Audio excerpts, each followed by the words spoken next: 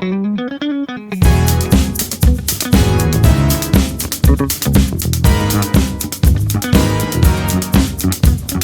et messieurs, bonsoir. Alors, comme vous le constatez, nous sommes à l'ambassade de la République du Brésil au Sénégal.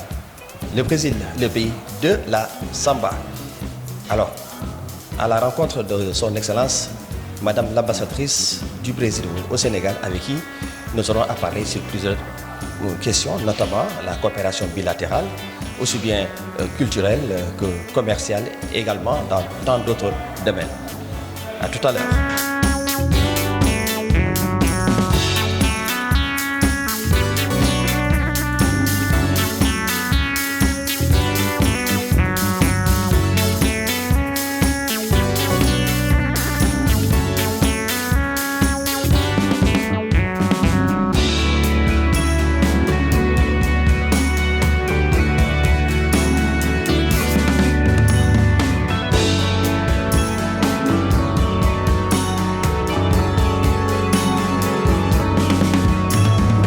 Mesdames et messieurs, bonsoir et bienvenue à votre entretien spécial. Aujourd'hui, nous sommes venus à la rencontre de Madame Daniela Xavier, elle est l'ambassadrice de la République du Brésil au Sénégal. Bonsoir Madame. Bonsoir, merci. Bienvenue, oui. Bienvenue à l'ambassade du Brésil. Merci beaucoup et de nous avoir accordé cet entretien. Excellente, vous êtes présente au Sénégal pendant plus combien d'années? Ça fait un an. Ça fait un an que j'ai présenté les lettres de créance au président. Alors, on va parler donc dans cet entretien des liens historiques entre les deux pays, mais également des coopérations aussi bien culturelles qu'éducatives et entre autres. Voilà. D'abord, si on revenait un peu sur l'historique des relations, des liens entre le Sénégal et le Brésil. Oui. On a des liens historiques, c'est une relation très ancienne, même ancienne comme la traite négrière. Oui, c'est un début un peu tragique, mais qui nous a permis d'avoir des connexions très fortes entre les deux peuples. Alors, on a ici un consulat dès 1911. À Dakar. D'accord.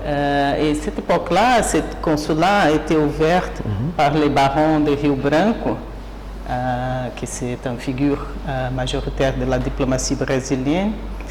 Et nous avons les consulats à cette époque-là, ils faisaient un peu le rôle des ambassades aussi, pas seulement entretenir des visas, etc., mais ils s'occupaient du commerce et de toute l'information. Et avec l'indépendance, comme vous savez, le Brésil, comme un pays qui a été une colonie aussi, il a soutenu les mouvements d'indépendance de toute l'Afrique, non? Oui. Et le Brésil a reconnu l'indépendance du Sénégal dès le début. On a ouvert l'ambassade 8 mois après l'indépendance, en 1961. Et le Sénégal a ouvert une ambassade au Brésil en 1963. Le président Senghor a visité le Brésil 2 fois. Le président Senghor comme en tant que président, peut-être plus fois comme personne, mais en tant que président. C'est que c'est rare à ce moment-là, très forte avec le Brésil. Il était même membre de l'Académie brésilienne des lettres. Oui. Et il avait des relations importantes avec João Cabral de Melo Neto, qui c'était un grand poète brésilien, qui a été aussi ambassadeur à Dakar. Oui. Alors c'est une relation très ancienne et très importante. Et ce que les gens ne savent pas beaucoup, c'est que le Sénégal a beaucoup influencé les mouvements noirs au Brésil.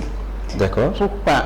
À la première festival FESMA, Festival mondial des arts nègres. Oui, des arts nègres, 66. 66, oui. Oui. Le Brésil a envoyé une délégation importante avec les noms comme Clementina de Jesus, Heitor dos Prazeres, les gens qui sont importants dans la musique à la scène culturelle brésilienne. Et cette influence se sent jusqu'aujourd'hui. D'accord. Même par exemple, 40 ans après ça, les ministres de la culture brésilienne, qui est aussi un grand musicien, que c'est Gilberto Gil. Oui, qu'on connaît bien. Oui, il est venu au Sénégal pour célébrer les 40 ans, il a fait une tournée. Il a même composé une chanson qui s'appelle La Lune décorée. Oui. C'est une chanson très populaire, très connue, oui. Alors jusqu'aujourd'hui, le Sénégal a des influences au Brésil à ce mouvement.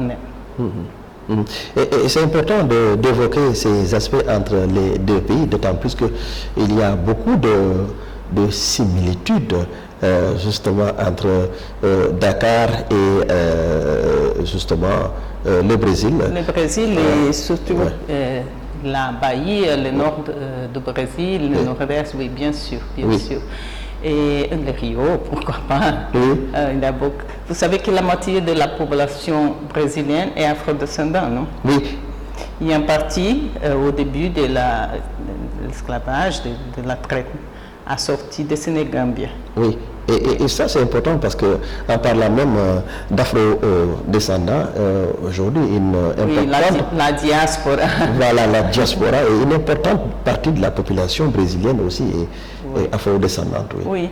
Mais ce que je répète toujours, c'est qu'il faut donner un peu un ancrage économique à cette relation par rapport, par exemple, à stimuler et soutenir le tourisme et la relation culturelle des industries créatives. Et pas continuer à parler seulement de la relation, de l'importance de la relation culturelle, mais de faire vraiment des choses qui nous permettent d'avoir un échange plus comment on peut dire, plus réel. Oui, tout à fait. Tout à fait. Comme le tourisme, comme l'agriculture. Oui, l'agriculture, bien sûr. Ce qui nous manque aussi, c'est un peu une liaison par avion. Oui. Nous manque parce qu'il avait au passé, ce moment-là, après la pandémie, il a un a été un peu coupé par tout cela. Ça ralentit beaucoup de choses. Oui, ça ralentit, mais aussi, on travaille beaucoup dans cette direction. D'avoir cette relation, on fait aussi une négociation d'un accord de coproduction audiovisuelle. Oui. Et le Brésil va avoir plus d'importance ici, d'impact dans la scène culturelle. Oui. Je m'efforce beaucoup pour avoir ici, pour participer par exemple cette année au festival des films des femmes et aussi au festival de jazz. De jazz De Saint-Louis. À Saint-Louis. Je pense que cette année, on va réussir. D'accord. Mais ça, c'est de mes buts. Oui, c'est vrai. Alors, c'est un bon trait d'union puisqu'on va parler d'un autre aspect de la coopération entre les deux États, puisque nous avons rencontré votre chargée, n'est-ce pas, de la coopération culturelle et éducative. Elle s'appelle Madame Maïmouna Ba. Suivant, donc...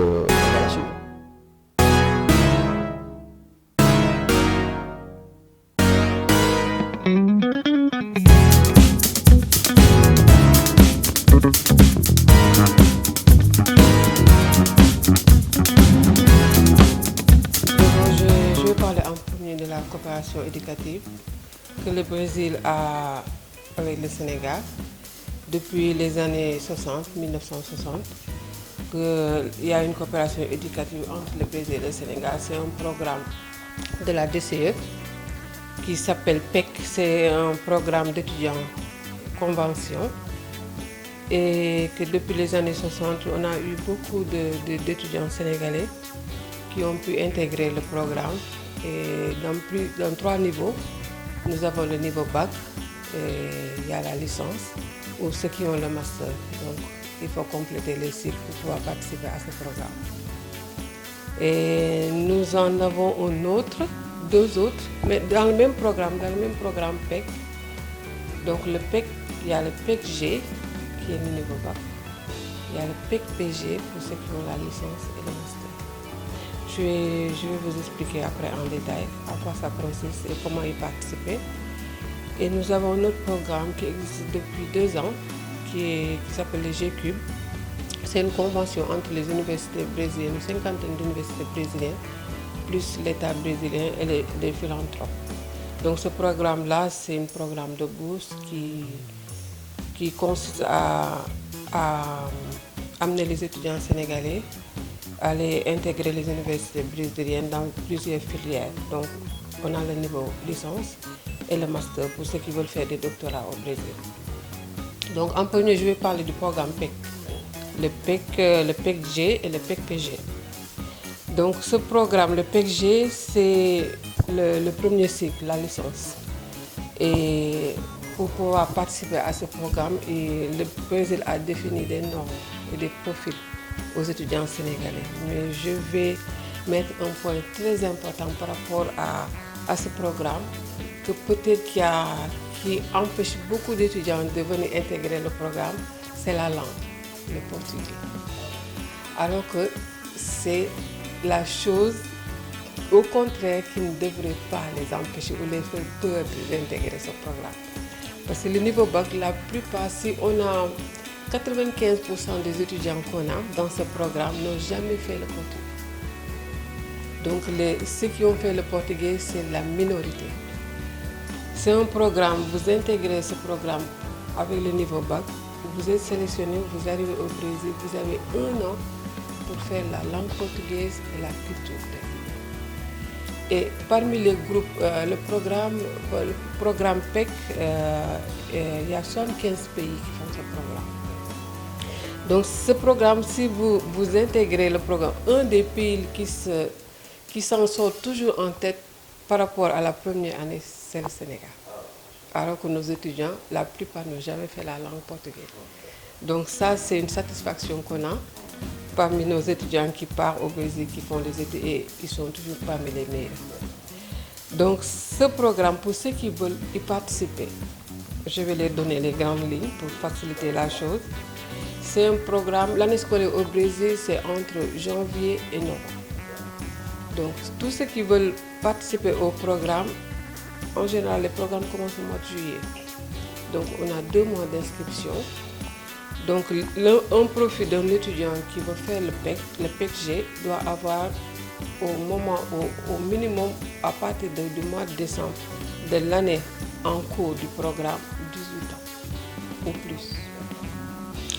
Et pouvoir avoir le profil pour définir ce profil-là, il faut que l'étudiant présente ses bulletins de notes de la seconde, première, terminale. Donc le programme demande une moyenne de 12 de classe et une moyenne de 12 de la langue officielle du pays.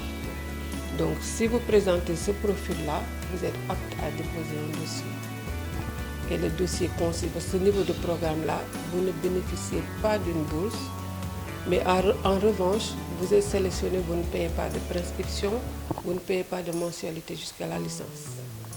Donc vous êtes sélectionné, vous devez avoir un garant. Un garant, ça peut être quelqu'un de la famille, ça peut être une ONG, ça peut être l'État ou quelqu'un qui a les moyens financiers que exigent les programmes pour pouvoir vous prendre en charge.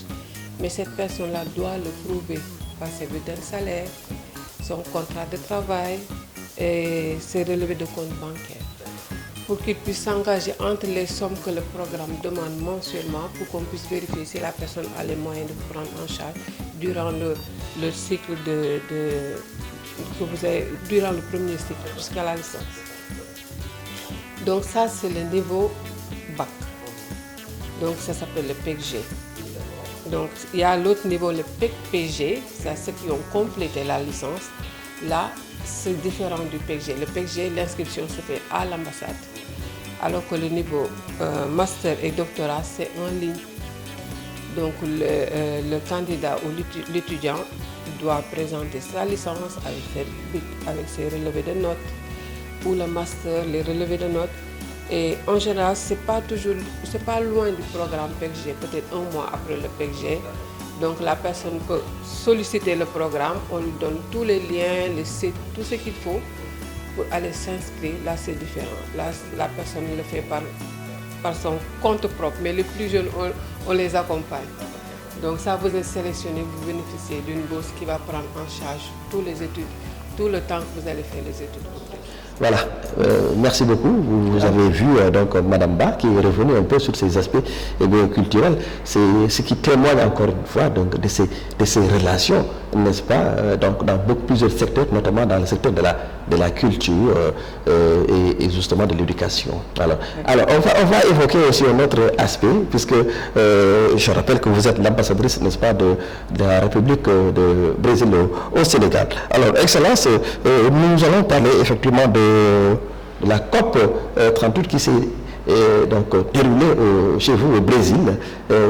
Quel est le bilan justement de ce grand rendez-vous mondial qui a eu lieu, n'est-ce pas, au Brésil? Bon, le Sénégal a eu une grande participation à la COP 30 avec une grande délégation dirigée par votre ministre de l'Environnement et Transition écologique, M. Diouf. Abdourahmane Diouf. Et vous avez eu même un grand pavillon à la zone bleue de Belém. Oui, pour le Sénégal. C'est pour le Sénégal. Et parce que vous savez que le Brésil et le Sénégal ont les mêmes défis par rapport à l'environnement, la sécheresse, la pollution des océans, la pollution côtière. Alors ça les reproche beaucoup. Ils ont toujours avoir des positions pareilles au mécanisme multilatéral et très proche. Alors on remercie le Sénégal pour avoir cette participation engagée à Belém. Et vous savez, monsieur, que c'est aussi important de l'avoir faite à Belém. Belém, c'est au milieu de l'Amazonie. D'accord. C'est une ville au milieu de l'Amazonie. Alors, même si ça a posé des défis logistiques, c'était important d'avoir les gens dans cette ambiance de laquelle tout le monde parle, mais peu de gens connaissent. Oui. Que ça a, c'est un environnement, mais aussi il y a des populations là-bas. Alors, il est complexe du côté biologique et du côté social. Alors maintenant, les gens peuvent parler de l'Amazonie d'une façon avec plus de connaissances. Oui, ce rendez-vous mondial est aussi important, madame, pour les nations. Et je sais qu'aujourd'hui, c'est une des préoccupations majeures, n'est-ce pas, pour les États, notamment le Sénégal et le Brésil, qui doivent revoir effectivement leur coopération, justement, allant dans ce sens. Oui, bien sûr. Et vous savez qu'à la COP 30, le Brésil ne voulait pas réouvrir la discussion du protocole de Paris. D'accord. On devait passer à l'action. Et passer à l'action, ça veut dire avoir des mécanismes financiers, avoir des mécanismes de coopération plus pratiques pour passer en deuxième étape. D'accord. Et c'est pour ça qu'on a avoir les ministres d'économie avec nous, les ministres, pas seulement les ministres de l'ambiance, mais les ministres d'économie, et la ministre des relations, la ministre des peuples autochtones oui, au Brésil, et parce que les gens, la population, doit maintenant, et elle est déjà, doit participer des décisions par rapport au environnement, parce qu'elle est affectée directement par tout ce qui se passe. Absolument, alors, absolument. si les gouvernements changent, ce sont les peuples, c'est la société civile qui va conduire il va émener plus loin les décisions que le gouvernement prend. C'est pour ça que c'est important. Et si on dit, peut-être, si on pense à un bilan, parce que vous savez que toute cette année 26, le Brésil a encore la présidence de la COP. Oui. Ça va passer à Turquie et Australie à la fin de l'année avec la COP 31. Alors, ce qu'on veut, ce qu'on essaye de faire, c'est d'avoir plus d'engagement dans 3 mécanismes. La déclaration des fonds des forêts tropicales pour toujours. Ça veut dire de payer les fermiers qui ont des forêts, etc., les régions qui ont des forêts. Oui, les zones forestières. Les zones forestières, de payer pour maintenir la forêt. C'est-à-dire que c'est plus rentable à la population d'avoir la forêt que de faire une plantation ou d'avoir des vaches, etc. Tout à fait. Alors ça, c'est l'idée. Et on a déjà 6,7 millions milliards de dollars dans cette fonds. Et alors, l'idée, c'est d'engager plus de pays à cette initiative. Et le deuxième, c'est l'engagement de Belém sur les carburants durables, c'est-à-dire hydrogène, hydrogène vert, biofuels. Que même si on n'a pas réussi que les pays producteurs d'hydrocarbures ont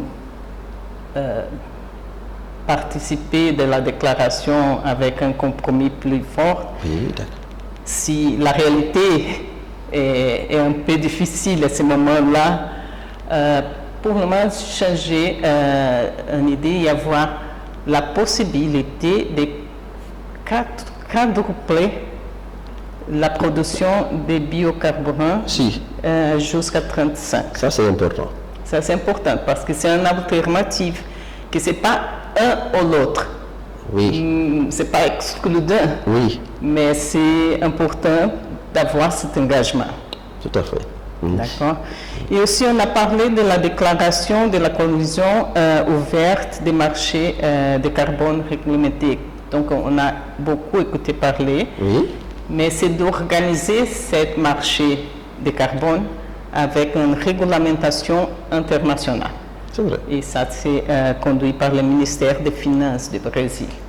Alors, ça, ce sont des 3 mécanismes qu'on voulait avoir plus d'engagement de notre partenaire. Oui, mais c'est vrai. Il y a aussi un des aspects, même si vous ne l'avez pas évoqué, mais il y a l'aspect même de ces grandes puissances mais qui polluent également l'atmosphère, les gaz à effet de serre. Et la plupart, c'est des pays en voie de développement qui en subissent parce qu'ils sont moins pollueurs.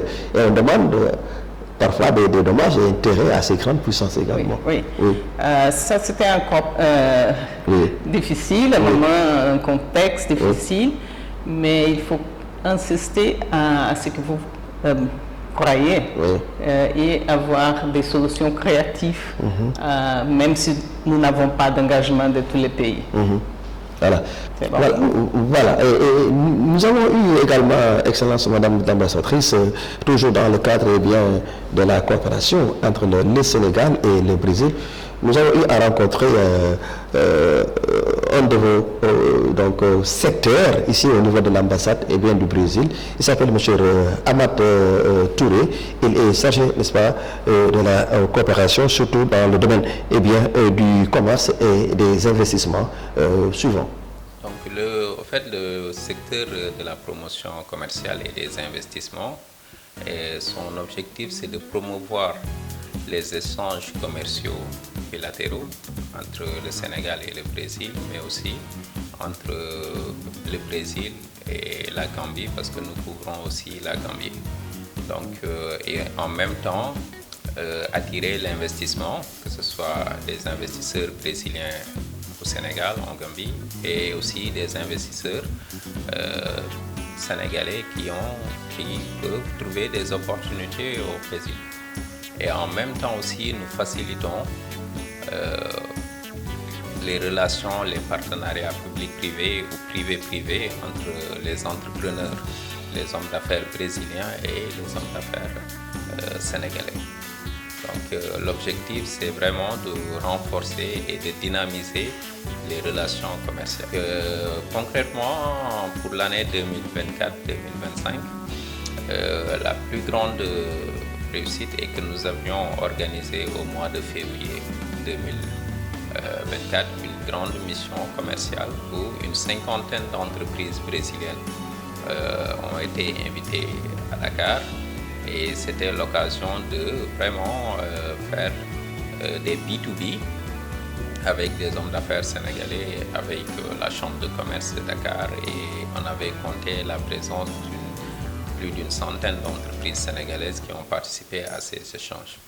Mais au-delà de ça, nous participons pratiquement à tous les événements où nous sommes conviés, les forums, les colloques, avec le secteur privé, mais aussi avec le gouvernement du Sénégal, où nous présentons souvent les opportunités d'affaires avec le Brésil. Et au-delà de ça, nous divulguons aussi des données, l'intelligence commerciale, donc nous partageons des informations, des données, donc statistiques et des possibilités d'affaires avec le Brésil. Tout à fait. La plupart des Sénégalais ne savent pas. Il y a beaucoup de produits aujourd'hui que nous consommons qui sont des produits brésiliens. Bon, pour ne prendre exemple que pour le sucre, tout le monde sait que le gap est comblé par le Brésil. Mais aussi, vous prenez des secteurs comme l'agrobusiness, donc le maïs, donc vous prenez des secteurs comme l'aviculture avec les OAC. Et aujourd'hui, le Brésil peut être beaucoup plus présent dans le secteur de l'industrie. Donc aujourd'hui, nous sommes en train de développer des projets avec des partenaires sénégalais dans le secteur de l'industrie pharmaceutique. Donc le Brésil est aussi intéressé par le secteur du transport avec les bus à gaz. Donc il y a pas mal d'axes de coopération qui aujourd'hui, avec la redynamisation des relations commerciales entre le Brésil et l'Afrique, est en train d'être vraiment exploré, aussi bien par les hommes d'affaires sénégalais que par les hommes d'affaires brésiliens. Voilà, c'est aussi important ces différents aspects, n'est-ce pas, qui lient davantage, n'est-ce pas, les deux pays, pour dire que certes le Brésil est là-bas de l'autre côté de l'Atlantique, mais ici l'Afrique et le Sénégal, ça témoigne encore une fois de l'étroitesse des relations entre les deux pays. Voilà. Alors, Excellence, peut-être nous allons aborder aussi un autre aspect, et sans doute le dernier, puisqu'il s'agit de la coopération en matière de défense de l'Atlantique Sud. Oui, c'est la zone de paix et coopération de l'Atlantique Sud. Oui. Et c'est Zapacas, voilà, tout à fait. Et vous pouvez y revenir, et quel est l'objectif? Oui. Bon, vous savez que la Zapacas a été créée en 1986 par une résolution de l'ONU. On a 24 pays engagés à cette coopération, 23 dans l'Afrique et 3 à la côté de l'Amérique du Sud. Tout à fait. Et l'objectif, c'est d'avoir cette région dénucléarisée et sans armement de destruction massif. D'accord. Ça, c'était l'objectif premier au début.